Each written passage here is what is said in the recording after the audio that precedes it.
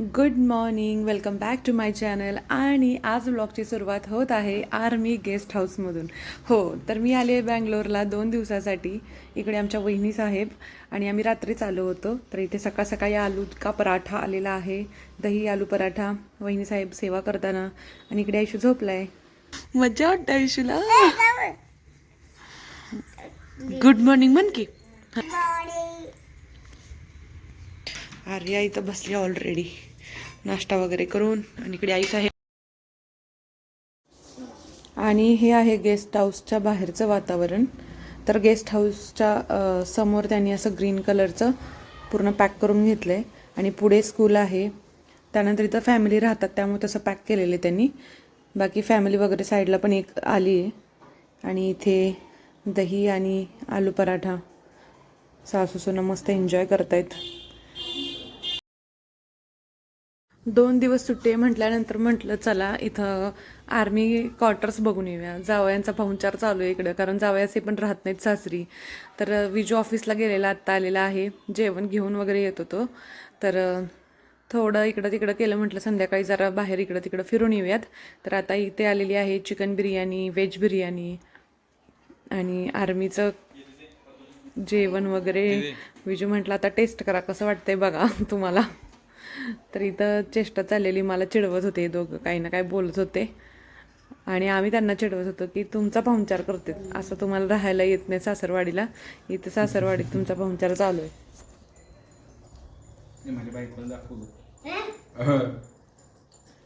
आयुष कुठे गेला, आयुष कुठे गेला, आयुष कुठे गेला. मम्मी तयार होऊन आली आहे. इतकं शांत असं वातावरण आहे.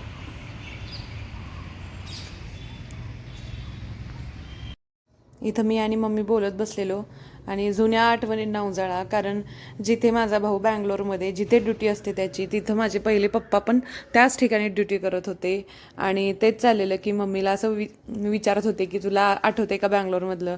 मला तर तसं लय काय काय आठवतं, कारण मी एवढे म्हणजे 6-7 वर्षाचे होते आणि मला आठवतं तिथं आम्ही राहिलेलो सगळं काही. त्यामुळं मला असं वाटत होतं की खूप पप्पांची आठवण पण येत होती. तर संध्याकाळी आम्ही इथे फेमस स्ट्रीट आहे, स्ट्रीट शॉपिंग इथली, तिथे आलेलो. तर नंतर म्हटलं समोरच झुडिओ दिसलं, म्हटलं चला झुडिओमध्ये जाऊयात. तर आमच्या मम्मीला खास सुनेसाठी काही शॉपिंग करायची होती खास. तर इथे मस्त मार्केट आहे शॉपिंगसाठी. आणि इतकी जास्त गर्दी आहे, पार्किंगला अजिबात जागा नाही आहे. कारण बँगलोरमध्ये असं मला तर पहिल्यांदा असं म्हणजे आत थांबलो आहे की जागाच नाही आहे. लिटरली पार्किंग एवढं लांब लांब असते. तर खूप छान छान इयरिंग्स वगैरे होत्या. थोडंफार काही इकडं शॉपिंग केली. त्यानंतर आम्ही आलो झुडिओमध्ये. आणि आयुषची स्वतःची शॉपिंग चालू आहे. मला हे घेऊ दे, मला ते घेऊ दे, मला हे चांगलं दिसतंय का बघ, मला हा कलर आवडतोय बघ.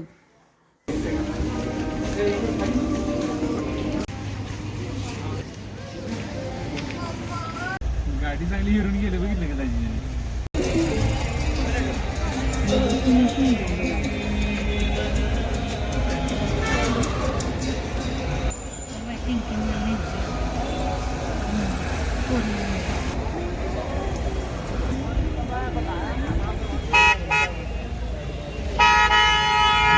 सगळ्यांना एक एक प्लेट दिल्या, मला 2 दिले त्या.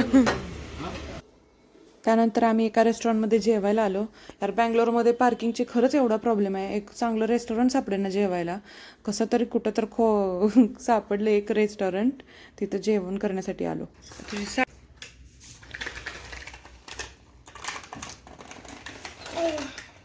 काढा. दीदीला कोणता कलर देणार? दीदीचा फेवरेट घेऊ दे तिला, कुठला पाहिजे ती. हां दीदी, कुठला कलर तुला सांग की बाबू.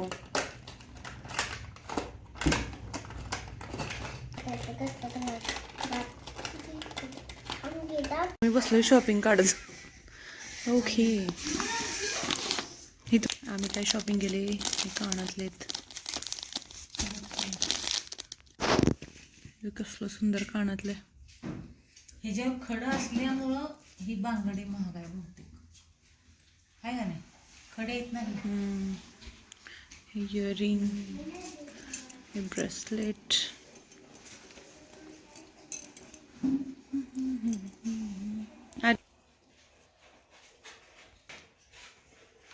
Cute cute girl.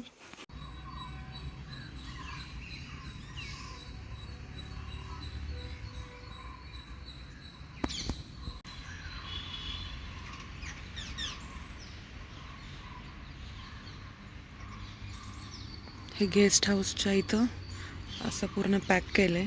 तर सकाळचं असं फ्रेश मस्त असं वातावरण आणि आम्ही लवकर उठून आवरून बसलेलो. इतकं माइंड फ्रेश झालेलं ना, खूप छान वाटत होतं. आर्मी कॅम्पसच खूप छान वाटतो. म्हणजे मला तर जसं लहानपण आठवत होतं यार, आम्ही जिथं खेळायचो वगैरे, किंवा माझे लहानपणीचे ते फ्रेंड्ससुद्धा मला आठवतात. तर इथे विजू आता घेऊन चाललेला हा डबा नाश्ता आणण्यासाठी. नाश्ता चहा वगैरे तो घेऊन येतो. आणि हे छोटंसं किचन आहे. किचन म्हणजे 2 रूम आहेत, तिथंच आहे किचन. आणि हे जी भांडी वगैरे आहेत ना, तर ही त्यांच्या अगोदरच ठेवलेली असतात, जेणेकरून जे कोणी गेस्ट येतील त्यांना यूज करतात. तर इथे विजू नाश्ता घेऊन आलेला आणि ब्रेड कटलेट काहीतरी होतं. तर तेच इकडंच म्हटलं नाश्ता सगळ्यांना दे म्हणून मी काढून देत होते. आणि इकडं मी काहीतरी गोंधळ घातलेला, चार्जरची वायर व्यवस्थित लावली नाही आणि झालं, बोलायला चान्स सापडला दोघांना.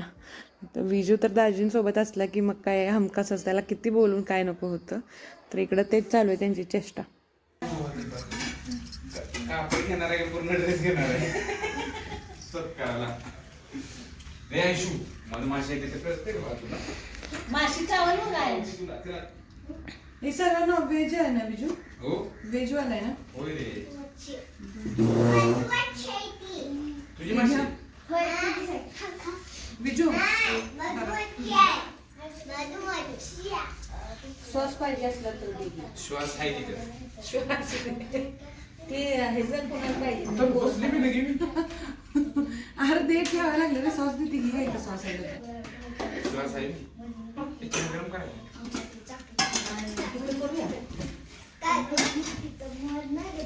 बस कसं. आता आम्ही बाहेर चाललोय, पण कोणीकडे चाललोय आम्हाला माहित नाही.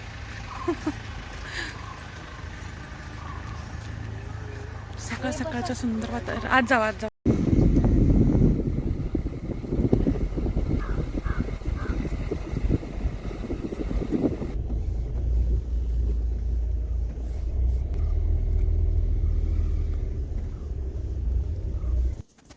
तर फायनली आम्ही आता इथे पोहोचलो इस्कॉन टेम्पलमध्ये, जे की बँगलोरमध्ये नाही तर ग्लोबली मोठं इस्कॉन टेम्पल आहे असं म्हटलं जातं. या टेम्पलद्वारे खूप शाळांमध्ये मुलांना मोफत अन्न किंवा शिक्षणासाठी त्यांचा खर्च वगैरे उचलला जातो असं मी ऐकलं आहे बरं का. कारण खूप समाजकार्य केली जातात या टेम्पलद्वारे. तर इथे आता आम्ही मंदिरात जाणार आहोत आणि आयसची एक्साइटमेंट बघू.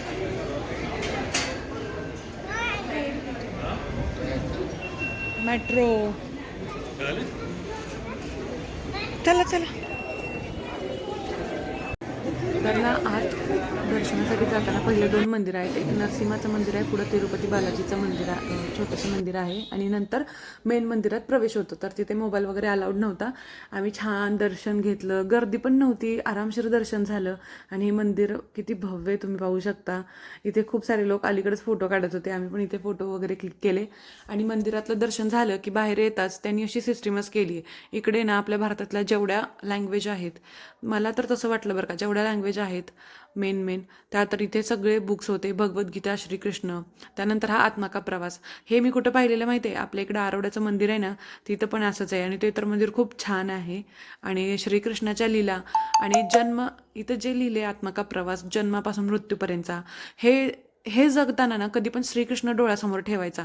ज्यावेळी ते लहान होते त्यांच्या बाललीला किती होत्या, त्यांचं म्हणजे किती खोडकर, किती छान होतं छोटासा कान्हा. आणि ज्यावेळी ते तारुण्य वयात आले त्यानंतर त्यांचं प्रेमासंबंधीचं म्हणजे प्रेम कसं होतं हे आपल्याला समजलं. राधा कृष्ण प्रेम या गोष्टींशी आपण एकरूप झालो. त्यानंतर आपल्याला महाभारत समजलं, त्यामध्ये श्रीकृष्णांनी अर्जुनाला केलेला उपदेश, भगवद्गीता आपल्या भेटीला आली. म्हणजे श्रीकृष्णाला समोर ठेवून खूप गोष्टी आपल्याला आयुष्य जगण्यासाठी खूप सोयीस्कर ठरतात असं मला वाटतं. आणि या विषयावर मी खूप काही बोलू शकते, पण आता नाही बोलणार. तर इथे आम्ही दर्शन घेऊन बाहेर आलो आणि तिथे प्रसाद पण होता खूप काही. तर आम्ही छोटंसं एक केकचं बॉक्स घेतलेलं, कारण आयन्सला तेच हवं होतं. तर ते काही खाली ठेवायला तयार नाही. त्यानंतर इथे सर्वांनाच प्रसाद दिला होता, जी की खिचडी होती. तर आम्ही इथे थांबलो, खिचडी वगैरे घेतली आणि वापस जायला निघालो. तर अशा प्रकारे आमचं दर्शन झालं आणि इथे रूममध्ये आलो. सकाळी गडबडीत गेलेलो त्या आणि आम्हाला लगेच आता वापस सेलमला पण जायचं आहे, त्यामुळे कपडे वगैरे इथे असंच पडले आणि हे छोटंसं असंच रूम टूर तुम्हाला दाखवलं की आत एक खोली बाहेर एक खोली, सगळं व्यवस्थित सोय आहे. त्यानंतर त्या मेसवाल्याने इथं जेवण ऑलरेडी आणून ठेवलं होतं.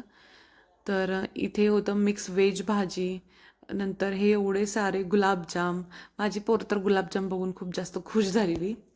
त्यानंतर दाल वगैरे काहीतरी होती, राईस होता आणि छोट्या छोट्याशा रोट्या. म्हणजे खरं आर्मीवाले कसं काय खात असतील देव जाणे. खरं मिळमिळीत असतं जेवण. आपल्याला घरात म्हणजे असं चमचमीत खायची सवय लागलेली असते आणि त्यामुळं सॅल्यूट आहे त्यांना यार. एकतर घरापासून लांब राहायचं, जेवण सर्वांना करायचं असतं, त्यामुळे ते काय डेली तर एवढं चांगलं बनवू शकत नाहीतच. पण तसं बरंच होतं, चांगलंच म्हणायला पाहिजे. जेवणाला काही नावं ठेवायची असतात. आणि इकडे दहीवडा पण होता. पण मला विशेष वाटतं की आपण आपल्या घरातल्या लोकांना किती आर्मीवाले ज्यांच्या घरात आहेत त्यांच्यावर अजून प्रेम आता यायला लागले की यार घरी आल्यावर यांचे नखरे पण नाही, गप असेल तसं ते खात असतात. तर अशा प्रकारे इथं आम्ही जेवण वगैरे केलं आणि आम्हाला आता लगेच सेलमला जायचं होतं. थोडा वेळ बसलो गप. कसं वाटतंय तुम्हाला आर्मीचं खाऊन आता? No comments. जावयांचं पाहुणचार चांगला झाला, जावया असं पण राहत नाही तर घरी.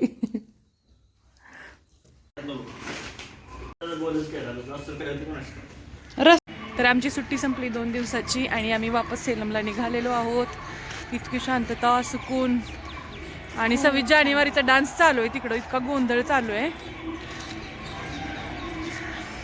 तुम्हाला मी आवाज दाखवते. तर इकडं 26 जानेवारीचं डान्स वगैरे चालू आहे आणि आता आम्ही निघालोय आणि इकडं सगळ्यात धुरळा उठला, एवढा डान्स चालू आहे दिसत. तर चलो बाय बाय. तर कधी सुट्टी कधी घेणार? सुट्टी देतील तर ह्यांना सोडायला सुट्टी मिळत असेल तर घेणार. पप्पांना सांग सुट्टी सांगेन करू द्या म्हणून. तर चला अशा प्रकारे आमची भेटूया आम्हाला नंतरच्या बोलवायचं ब्लॉग अजून मध्ये. एकदा. हा बोलवतो नंतर. हा करा म्हण. भेटूया नंतरच्या ब्लॉग मध्ये. बाय. अशा प्रकारे आम्ही 1-1.5 दिवस इथे थांबलो होतो. खूप जुन्या गोष्टींना उजाळा मिळाला. म्हणजे पप्पांसोबत इथे राहिलो बँगलोरला, त्याच ठिकाणी भाऊ पण ड्युटी करतोय आणि नशिबाने 2 वेळेला इथं थांबायला मिळालं. अक्षरशः असं वाटत होतं मी माझ्या लहानपणात आहे, कारण आमचे खूप सारे बँगलोरचे फोटो आणि आठवणी आहेत. ते नंतर कधी तर मी ब्लॉगमध्ये दाखवेन पण. तर त्यामुळे त्या खूप स्पेशल आहेत गोष्टी. आणि हा ब्लॉग कसा वाटला नक्की सांगा. लाईक शेअर सबस्क्राईब करायला विसरू नका. भेटू नेक्स्ट ब्लॉगमध्ये. Thanks for watching.